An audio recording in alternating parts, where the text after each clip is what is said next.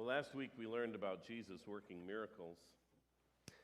Miracles are things that go against our expectations, like being healed when you're supposed to die, receiving unexpected help when nobody knew that you needed help, or walking on water when we all know that that isn't possible.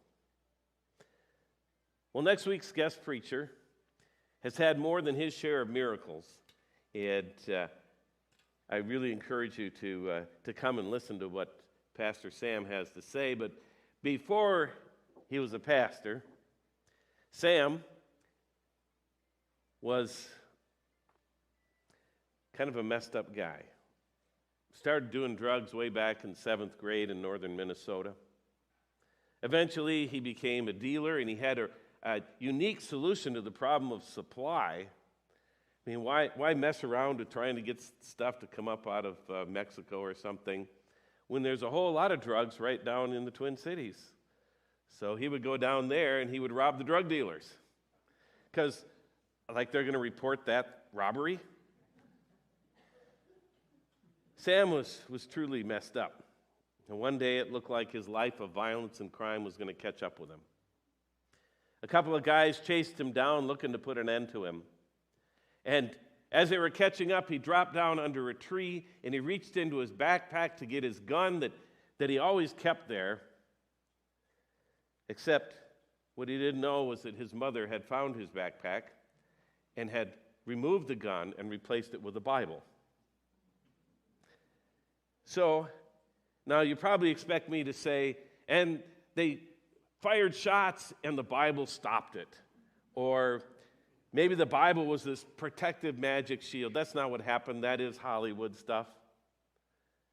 No, as Sam knew that this was the end. And so he just waited for them to shoot him. But then they just walked on by like they didn't even see him. And that's just one of the miraculous ways that Sam had received another chance. You want to hear his story about what God did with him after turning this criminal into a pastor. It's amazing. The Washington Post called Sam the patron saint of second chances. But I've never been comfortable with the term second chances, because from what I've seen, Jesus never stops at 2. There's always a third chance and a fourth chance and on and on. And that's why I'll use the term fresh starts, because Jesus is always giving fresh starts. Do you know the Bible story of the woman caught in adultery? Adultery was a crime with a death penalty in the time of Jesus. And this woman was caught in the act. There was no question of her guilt. And the teachers of the law and the Pharisees, they want Jesus to pronounce a death sentence. Death by stoning. Being beaten to death with stones. It's in the 8th chapter of John. But Jesus bent down and started to write on the ground with his finger. When they kept on questioning him, he straightened up and said to them, "Let any one of you who is without sin be the first to throw a stone at her." Again he stooped down and wrote on the ground. At this, those who heard began to go away one at a time, the older ones first, until only Jesus was left with the woman still standing there. Jesus straightened up and asked her, "Woman, where are they? Has no one condemned you?" "No one, sir," she said. "Then neither do I condemn you," Jesus declared. "Go now and leave your life of sin." Neither do I condemn you. Go and sin no more. She gets a fresh start. Not to go back to her old way of life, but a real fresh start.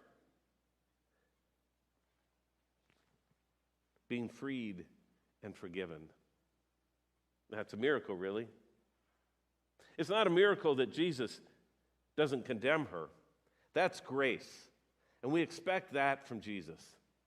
The miracle is that no one else threw a stone. Because the way you'd expect the story to go is for Jesus to say, let the one without sin throw the first stone. And suddenly, all these stones start flying at her. Right? That's the way the world is. You know people like that. You know people who think they are without sin, and it's their right and responsibility to condemn others. All you have to do is go on social media and look, and this world is full of people who wouldn't hesitate to throw the first stone. So it really is a miracle. And Jesus gives her a fresh start. The Bible is full of stories like that, of Jesus before the crucifixion and resurrection giving people fresh starts. Right up to the very end, there's the famous story of the thief dying on the cross next to Jesus, who at the very last moment is given another chance by Jesus, a fresh start. That story is found in Luke chapter 23. 2 other men, both criminals, were also led out with him to be executed. When they came to the place called the Skull, they crucified him there along with the criminals, one on his right and one on the left. Jesus said, Father, forgive them, for they don't know what they're doing. And they divided up his clothes by casting lots. The people stood watching, and the rulers even sneered at him. They said, he saved others, let him save himself if he's God's Messiah, the chosen one. The soldiers also came up and mocked him. They offered him wine vinegar and said, if you're the king of the Jews, save yourself. For there was written notice above him which read, this is the king of the Jews. One of the criminals who hung there hurled insults at him. Aren't you the Messiah? Save yourself and us. But the other criminal rebuked him. Don't you fear God, he said, since you are under the same sentence? We are punished justly, for we are getting what our deeds deserve, but this man has done nothing wrong. Then he said, Jesus, remember me when you come into your kingdom. Jesus answered him, truly I tell you, today you'll be with me in paradise. In this case, you actually can say that Jesus gave him a second chance because he didn't need any more. Today, he would be with Jesus in paradise. But imagine how up a creek we'd be if we were only given a second chance. That'd be no better than having no chance at all. We need way more than 2 chances, at least I do. I'm kind of like the Korean woman who went viral for failing at her written driver's exam 960 times.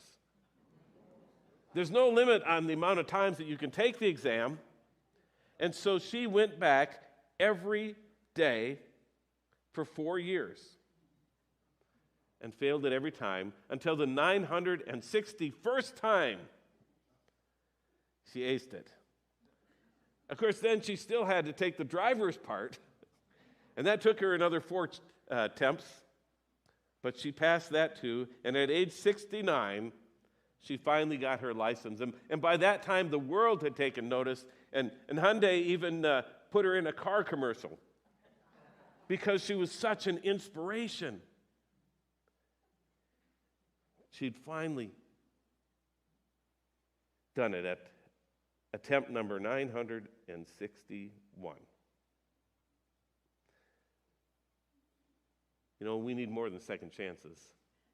Sometimes, and some of us, may need 961 of them.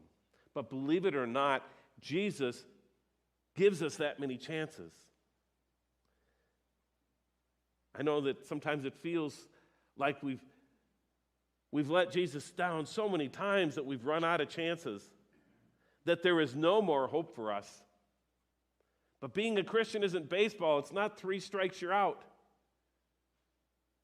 Even if your mind tells you that, or the devil tells you that, or even your own family tells you that, it's not true, because Jesus is giving fresh starts.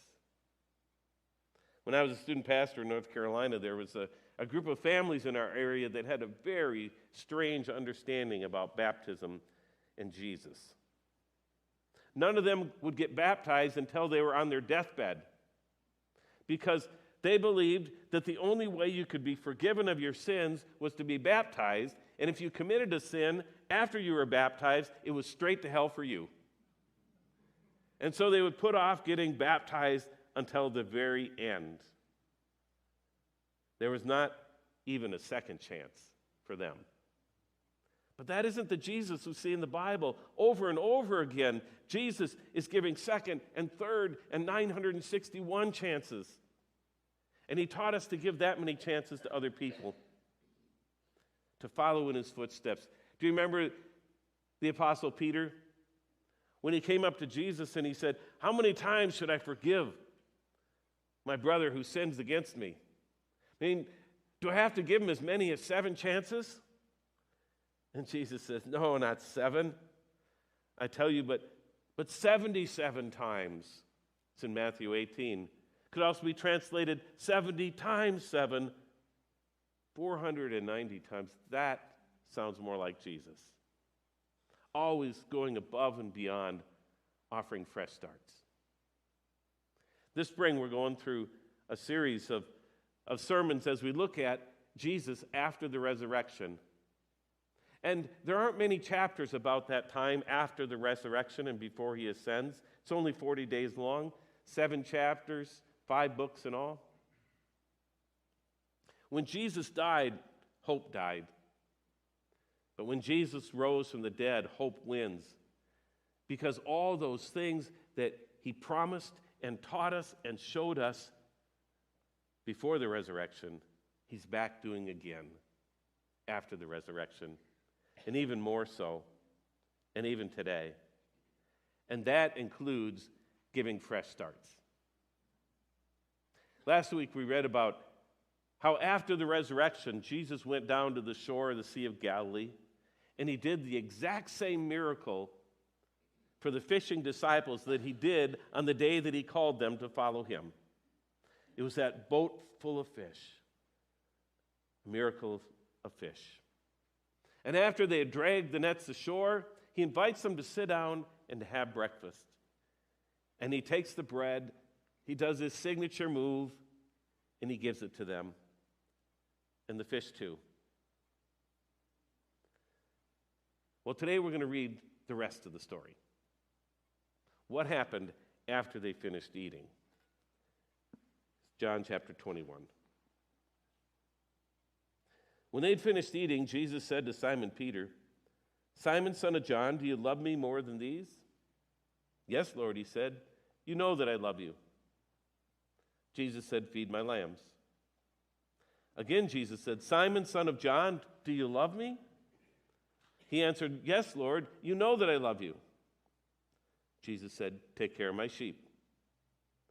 The third time he said to him, "Simon, son of John, do you love me?" Peter was hurt because Jesus asked him the third time, "Do you love me?" He said, "Lord, you know all things. You know that I love you." Jesus said, "Feed my sheep. Very truly, I tell you, when you were younger, you dressed yourself and went where you wanted. But when you are old, you will stretch out your hands and someone else will dress you and lead you where you do not want to go." Jesus said this to indicate the kind of death by which Peter would glorify God. And then he said to him, "Follow me." Follow me. Just like he said the first time. But what's with all the "do you love me" stuff? He didn't say that the first time. And why repeat it 3 times? Is Jesus hard of hearing? Does the risen Jesus have a little memory problem? He keeps repeating himself. "Feed my lambs, take care of my sheep, feed my sheep." This story makes the risen Jesus look a little weird. But let me ask you, who are Jesus' sheep? Who is his flock? It's the church. And Jesus has already told Peter, "You are rocky, and on this rock I will build my church." Jesus had chosen Peter to take care of his church, but instead, Peter denied even being a part of it. He denied even knowing Jesus, and he did it 3 times before the rooster could crow on Good Friday morning. That day, Jesus was beaten, whipped, spit on, ridiculed, and eventually murdered on a cross for Peter and for us. And yet Peter denies him 3 times. You know, it's one thing to be treated poorly by people who hate you or by people who don't know what they're doing, but to be betrayed by your closest friend and the one you depend on to carry on your work. Could anyone have blamed Jesus if he'd said to Peter, I gave you 3 chances to stand up for me, and you let me down. 3 strikes and you're out. Oh, and it's not like Jesus hadn't given him more chances before that. We spent all last summer looking at the life of Peter, and if there's one theme in Peter's life, it's that he's often a clueless screw-up, one big disappointment to Jesus.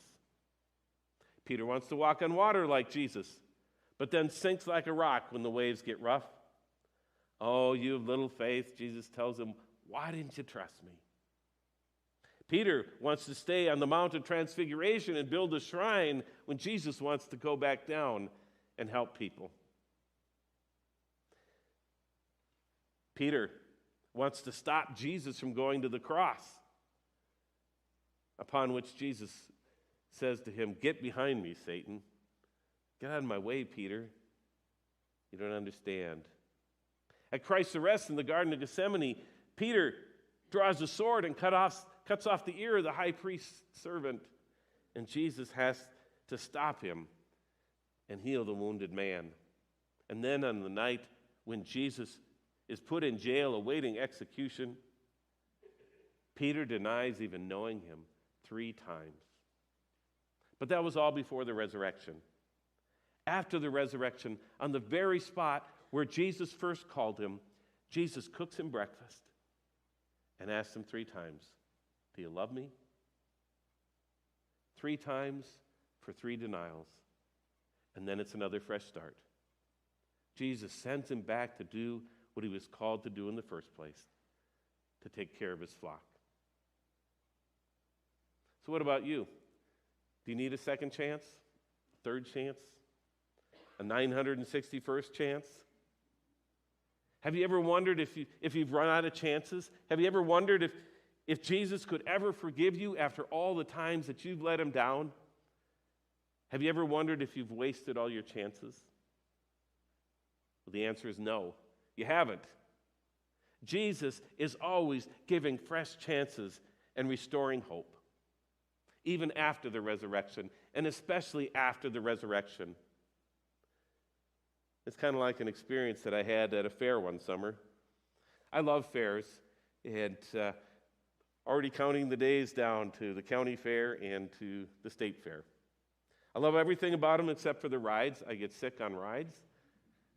So one evening I was walking through the fairgrounds, through the Midway area, walking past the rides but looking for a game to play so I could win a prize. And there was one of those make-a-basket games, and I have no hope of making a basket. When I was younger, Tammy would literally play those games and win stuffed animals for me. And they had one of those games where there's a bottle set up and you have to knock them all down with one throw of the baseball. I'm not that accurate. There was no hope for me in that game. They had a dart game, same way, no hope. But then came ring toss. Toss a ring over a bottle. They're only 5 feet away. I've got this. The carney came along and he carried a long rod on which the rings were stacked. And he cried out, 5 rings for $1, 25 for $5. And I reached in and I took out my last $5. I said, give me 25. So he did. And after 25 chances, my hope was gone. Try again, asked the carney. Said, sorry, got no money left. And then he said, here, keep on playing. And he slid a fresh stack of rings in front of me. It's on me, he said. Jesus is like that. We go through 3 chances, 5 chances, 25 chances, 961 chances. And when we fail and all hope is gone, he simply asks, do you love me? Do you love me? Then keep on playing. It's on me. You've got a fresh start again. Oh, thank you, Jesus. Let's pray.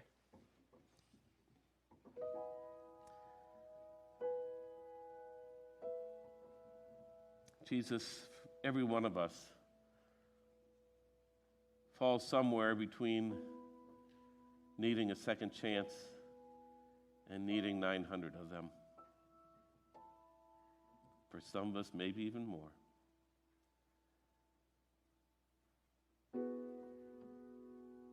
But you offer us a fresh start. You simply say, do you love me? Do you love me? Then let's start again. It's so amazing. It's beyond our understanding. But we're grateful. We are grateful for the fresh starts that you offer us. Thank you, Jesus. Amen.